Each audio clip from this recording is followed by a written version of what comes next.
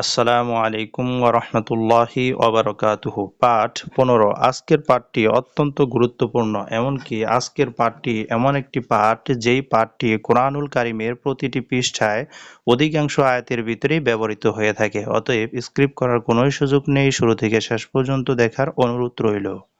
মাদ্দে আরদি বা মাদ্দে আরজি। মাদ্দে আরজি কাকে বলা হয়? মাদের হরফের বামে ওয়াকফ করার কারণে যজম হইলে ওই মদকে বা ওই মাদের হরফকে ৩ আলিফ পরিমাণ টানিয়া পড়িতে হয়। মাদের হরফ তিনটি: ওয়াও, আলিফ, ইয়া। আমরা পড়েছি মাদের হরফ হলো তিনটি: ওয়াও, আলিফ, ইয়া। এই ওয়াও অথবা আলিফ অথবা ইয়া, এই তিনটির কোনো একটির বামে যদি ওয়াকফের কারণে যজম হয়, তখন ওই মদকে বা ওই মদের হরফকে ৩ আলিফ পরিমাণ টানিয়া পড়িতে হয়। ইহাকে মদ্দে আরজি কয়। আবার বলি, মদের হরফের বামে ওয়াকফ করার কারণে যজম হইলে ওই মদকে বা ওই মদের হরফকে ৩ আলিফ পরিমাণ টানিয়া পড়িতে হয়। ইহাকে মদ্দে আরজি কয়। উদাহরণস্বরূপ যেমন: হাজের হি, সিন আলিফ জবর সা, হিসা, বা দুই পেশ বুন, হিসাবুন। এখানে মদের হরফ আলিফের বামে আয়াতের শেষে ওয়াকফ করতে হয়, সেই হিসাবে ওয়াকফের কারণে বা যজম হয়ে যাবে। অতএব মদের হরফ আলিফকে ৩ আলিফ পরিমাণ টানিয়া পড়িতে হবে। ইহাকে মদ্দে আরজি কয়। যেমন হিসাবে। যজম মানে ওই হরফ বা বর্ণটা নিজ হরকতের সাথে উচ্চারিত না হওয়া। এখানে নিজ হরকত হলো বা, এর হরকত হলো দুই পেশ। এই দুই পেশের সাথে বার উচ্চারিত না হওয়াটাই হলো যজম বা সাকিন। হিসাবে ৩ আলিফ পরিমাণ টানা, এটাকে মধ্যে আরজি বলে। আইন খারা জবর আলাম জবর লা, আলা, মিম ইয়াজের মি, আলামি, নুন জবর না, আলামিনা।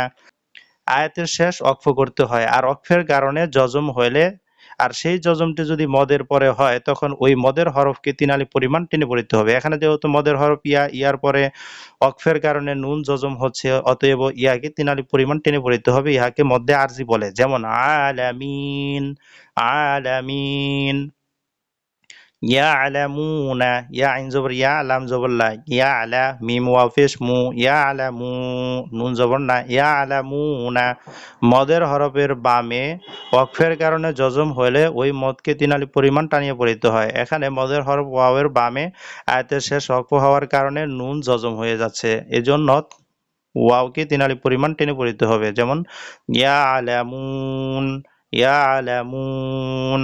লাম জবর লা, কাফ পেশ কো লাকু, মিম লাম পেশ মুল লাকু মুল, হামজা নুন জবর আন, হা খারা জবর হা, আনহা, র জবর র, আনহার, লাকুমুল আনহার। আয়াতের শেষ ওয়াকফ করতে হয়। আর এখানে মদের সহায়ক খারা জবর খারাজের উল্টা পেশ তিনটির একটি চিহ্ন খারা জবর রয়েছে, অতএব র ওয়াকফের কারণে যজম হয়ে যাবে। আর মদের হরফের বামে ওয়াকফ হওয়ায় মদের হরফকে ৩ আলিফ পরিমাণ টানিয়া পড়িতে হবে। আর ইহাকেই মধ্যে আরজি বলা হয়। যেমন আনহার, লাকুমুল আনহার। সবগুলোর উদাহরণ আরেকবার: হিসাব ৩ আলিফ পরিমাণ টেনে, ইহাকে মধ্যে আরজি বলা হয়। মদের হরফের বামে ওয়াকফের কারণে যজম হলে ওই মদের হরফকে ৩ আলিফ পরিমাণ টেনে পড়িতে হয়। ইহাকে মধ্যে আরজি বলা হয়।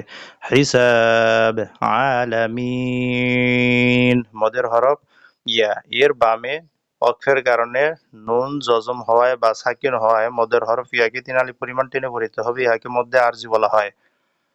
আলামিন, আলামিন। ইয়ালামুন। মদের হরফ ওয়াওয়ের বামে ওয়াকফের কারণে নুন সাকিন হওয়ায় বা নুনে জাজেম হওয়ায়, যজম হওয়ায় মদের হরফ ওয়াফকে ৩ আলিফ পরিমাণ টেনে পড়িতে হবে। ইহাকে মধ্যে আরজি বলা হয়। ইয়ালামুন, লাকুমুল আনহার। মদের হরফ খারা জবর এর বামে ওয়াকফের কারণে র সাকিন হওয়ায় বা র যজম হওয়ায় মদের হরফ আলিফকে ৩ আলিফ পরিমাণ টেনে পড়িতে হবে। ইহাকে মধ্যে আরজি বলা হয়। লাকুমুল আনহার, আনহার।